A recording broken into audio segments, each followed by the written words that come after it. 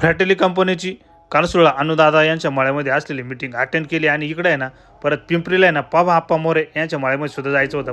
पण म्हटलं चला संग्रामचं आहे ना गुलबेनं चालू आहे कटवाडायचं काम.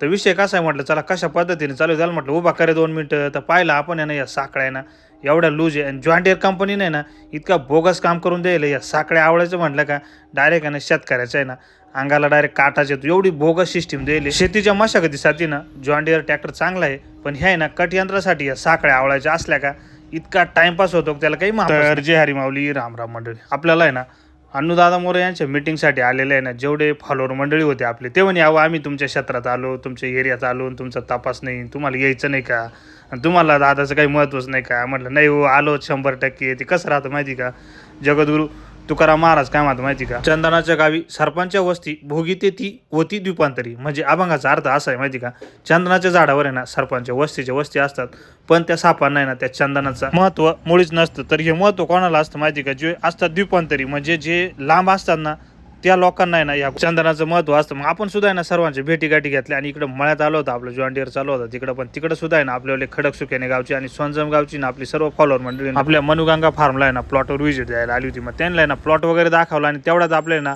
जालन्याचे सुद्धा आहे ना आपली फॉलोअर मंडळी ते म्हणे आम्हाला तुमची भेटच घ्यायची. मग त्यांचं सुद्धा आहे ना आपल्या मळ्यामध्ये स्वागत केलं. सर्व जालनाकरांसोबत सुद्धा आहे ना सेल्फी वगैरे घेऊन टाकला.